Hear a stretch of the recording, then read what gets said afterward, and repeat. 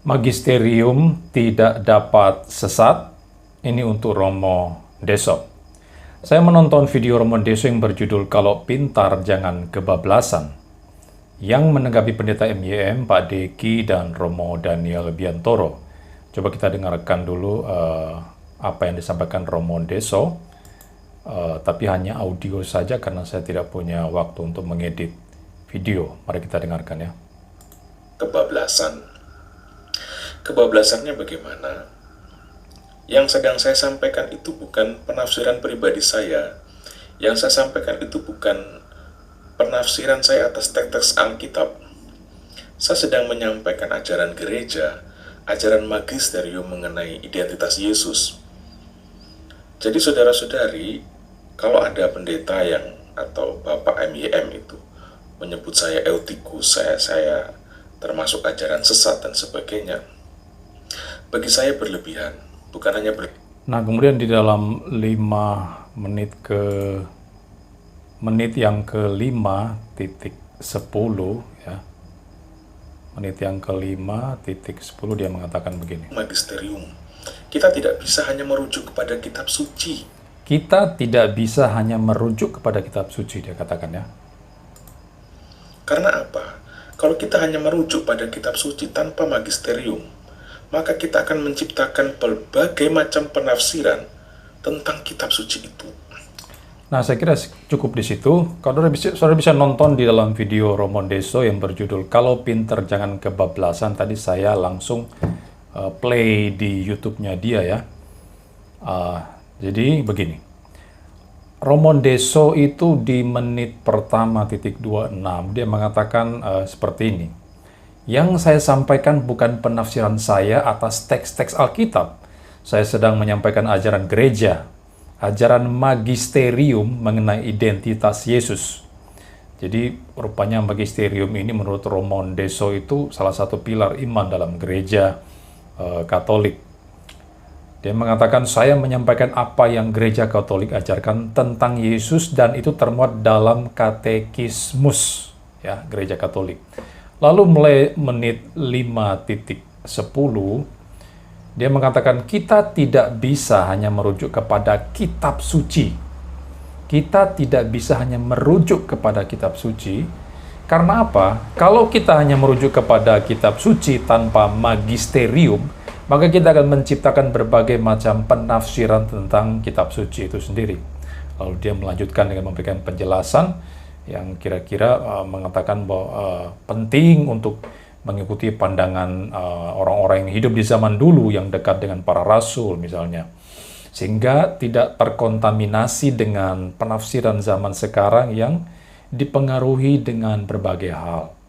Tergantung konteks orang zaman sekarang, kira-kira seperti itu. Nah, tanggapan saya begini. Dia menyinggung kata magisterium di sana ya. Magisterium itu apa sebetulnya? Kalau kita melihat dalam Katekismus Gereja Katolik nomor 891, di sana dikatakan ciri tidak dapat sesat itu ada pada Imam Agung di Roma katanya. Kepala Dewan para Uskup. Berdasarkan tugas beliau, bila selaku gembala dan guru tertinggi segenap umat beriman. Ya, dan mereka itu menetapkan ajaran tentang iman atau kesusilaan dengan tindakan definitif. Ini saya dapatkan dari salah satu situs Katolik.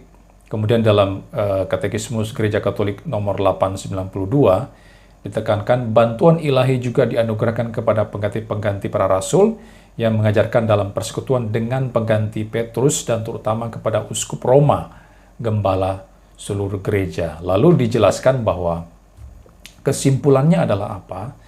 Berdasarkan katekismus gereja Katolik tersebut, ada juga di nomor-nomor yang lain, tapi saya hanya mengutip dua bagian ini saja. Disimpulkan bahwa magisterium itu adalah wewenang mengajar. Gereja yang terdiri dari Bapak Paus katanya, yaitu sebagai pengganti Rasul Petrus, dan para uskup yang katanya itu sebagai pengganti para rasul. Dalam persekutuan dengannya yang diberikan karisma tidak dapat sesat atau infalibilitas oleh Yesus, yaitu dalam hal pengajaran mengenai iman dan moral. Jadi itu definisi daripada magisterium yang saya kutip langsung daripada pandangan daripada gereja Katolik di salah satu situs gereja Katolik. Jadi magisterium itu adalah wewenang mengajar gereja yang hanya bisa dilakukan oleh paus dan para uskup. Ya. Dan kelihatannya sistem pengajaran di gereja Katolik menurut Ramon Deso itu bersifat terpusat. Jemaat tidak berhak menafsir sendiri tanpa tuntunan yang dia sebut sebagai magisterium tadi itu. Yang berhak atau berwenang dalam mengajar itu adalah paus, para uskup ya. Dan ini katanya bersifat tidak dapat sesat dalam tanda kutip. Pertama, ini memang ada bagusnya karena jemaat awam bisa mendapat pemahaman dari orang-orang yang secara khusus telah belajar Alkitab secara full time misalnya. Berbeda dengan jemaat yang punya kesibukan masing-masing. Ada yang bekerja sebagai petani, nelayan, pengusaha, dan sebagainya. Urus keluarga, sekolah, anak-anak, dan sebagainya. Jadi gereja berusaha memberi semacam pagar pembatas agar jemaat itu tidak jatuh di dalam kesalahan. Itu benar. Di sisi yang ini bisa dibenarkan. Tetapi magisterium itu ada negatifnya juga. Yaitu kalau para pemimpin itu menafsir secara salah, maka mulai dari pemimpin gereja sampai kepada seluruh jemaatnya, semuanya salah di dalam memahami Alkitab. Ini efek negatifnya. Mengapa? Karena jemaat itu diharuskan tunduk kepada magisterium. Saya beri contoh saksi Yehova. Saksi Yehova ternyata punya magisteriumnya sendiri juga. Mereka juga ada sama dengan gereja Katolik. Dengan versi mereka sendiri ya. Saya pinjam kata magisterium itu. Dan seluruh pengikut saksi Yehova itu tunduk pada ajaran yang diberikan langsung oleh badan pimpinan mereka. Atau oleh penatua mereka. Padahal apa yang mereka ajarkan itu sesat. Misalnya mereka mengatakan Yesus itu bukan Allah. Hanya Allah minor, Allah kecil. Allah sejati itu adalah Yehova, adalah Bapa itu sendiri. Lalu Roh Kudus hanya sebagai anasir kuasa daripada Allah, daripada Yehova. Lalu mereka menolak Tritunggal. Ini kan sesat. Dan karena itu, karena pemimpinnya mengajar sesat, maka seluruh pengikut saksi Yehova juga sesat semuanya. Kenapa? Bersifat terpusat pengajarannya. Jemaat nggak boleh nafsir, harus tunduk kepada badan pimpinan saksi Yehova.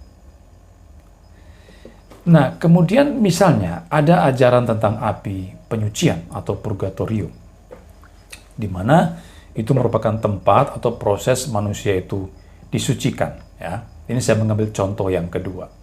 Dan gereja Katolik mengajarkan hal ini di dalam katekismus gereja Katolik yang dapat kita sarikan sebagai berikut. Yang pertama, bahwa api penyucian itu adalah suatu kondisi yang dialami oleh orang-orang yang meninggal dalam keadaan rahmat dan dalam persahabatan dengan Tuhan, namun belum suci sepenuhnya, sehingga memerlukan proses pemurnian selanjutnya setelah kematian. Jadi ada proses pemurnian selanjutnya setelah kematian. Yang kedua, pemurnian di dalam api penyucian itu adalah sangat berlainan dengan siksa neraka. Yang ketiga, kita dapat membantu jiwa-jiwa yang ada dalam api penyucian dengan doa-doa kita, terutama dengan mempersembahkan wujud misa kudus bagi mereka.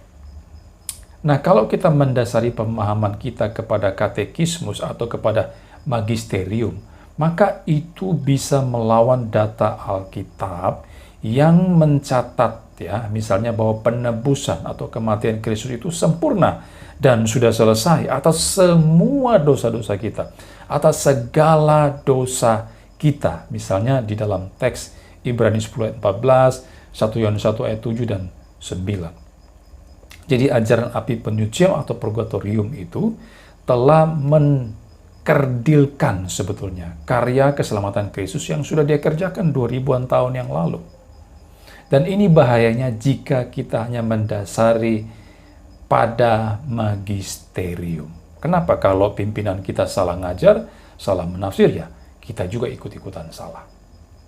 Contohnya, saksi Yehova dan pengajar tentang purgatorium. yaitu api penyucian.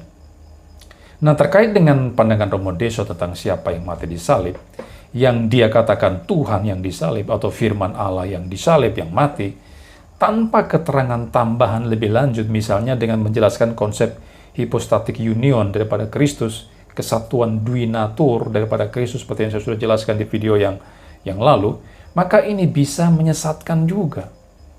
Kalau Romo Deso berkata Tuhan yang disalib, lalu bagaimana dengan Filipi 2 ayat 7-8? Seperti saya katakan di video yang lalu, yang mencatat Yesus itu mati dalam keadaan sebagai manusia, dalam rupa hamba, dalam rupa manusia. Yang tentu saja ini dalam konteks penyalipan, kematian itu disalib. Bagaimana dengan 1 Petrus 3 ayat 18 yang mencatat Yesus dibunuh dalam keadaan sebagai manusia pada waktu disalib? Di sini Romo Deso sedang menabrak teks-teks tersebut karena hanya mengatakan Tuhan yang disalib tanpa penjelasan lebih lanjut. Firman Allah yang disalib tanpa penjelasan lebih lanjut. Maka kita tidak boleh hanya mengambil bagian tertentu di dalam Alkitab, tetapi mengabaikan bagian yang lainnya. Kita harus melihat keseluruhan data teks yang terkait tentang Kristus. Misalnya dengan menggabungkan Yohanes 1 ayat 1 dan 14 dengan Filipi 2 ayat 7 dan 8 dan sebagainya. Sehingga dengan melihat secara komprehensif, maka pemahaman kita bisa mewakili Alkitab. Nah, yang menjadi persoalannya sekarang adalah menurut Romo Deso, mereka harus mendasari pada magisterium. Nah, di situ persoalannya. Dan bukan hanya kepada kitab suci. Dia tadi mengatakan tadi ya, tadi kan saya sudah dengarkan audionya, dia mengatakan kami tidak mendasari hanya pada kitab suci, tapi juga pada magisterium. Ya, dengan berbagai alasan yang sudah diungkapkan tadi.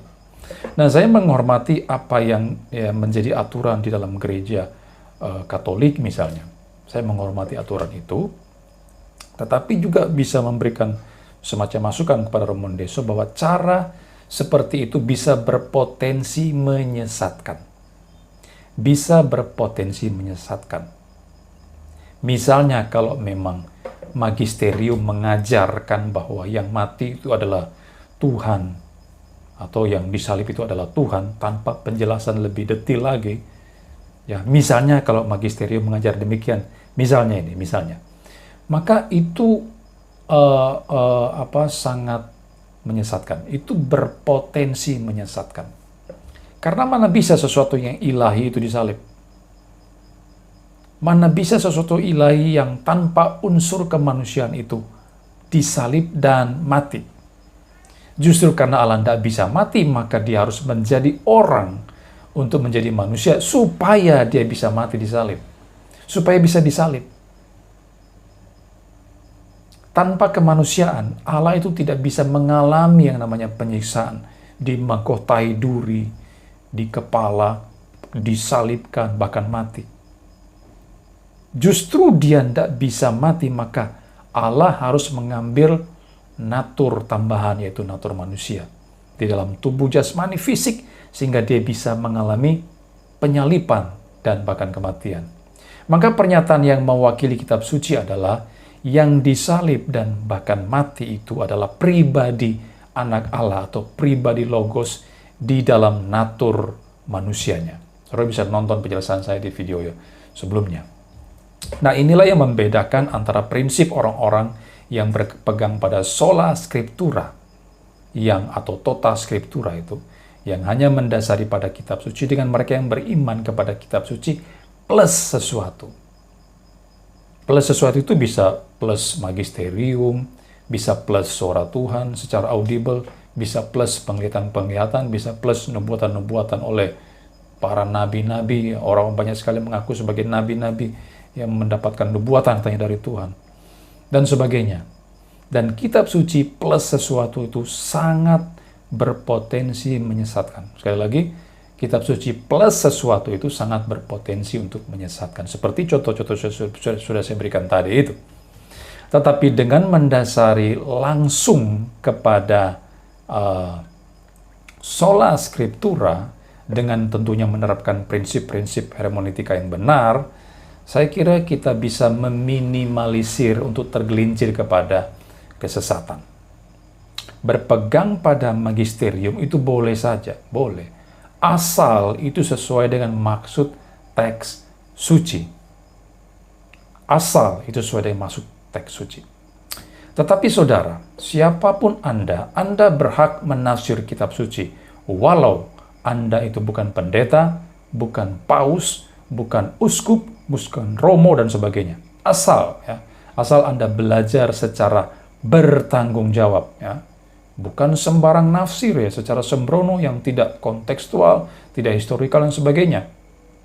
Anda belajar secara bertanggung jawab dengan menerapkan metode yang benar, maka Anda bisa mewakili kebenaran Alkitab. Apakah magisterium tidak sesat? Saya sudah buktikan tadi, misalnya kalau memang apa yang diajarkan Romo Deso itu sesuai dengan magisterium mereka, maka itu justru sebaliknya, yaitu menyesatkan.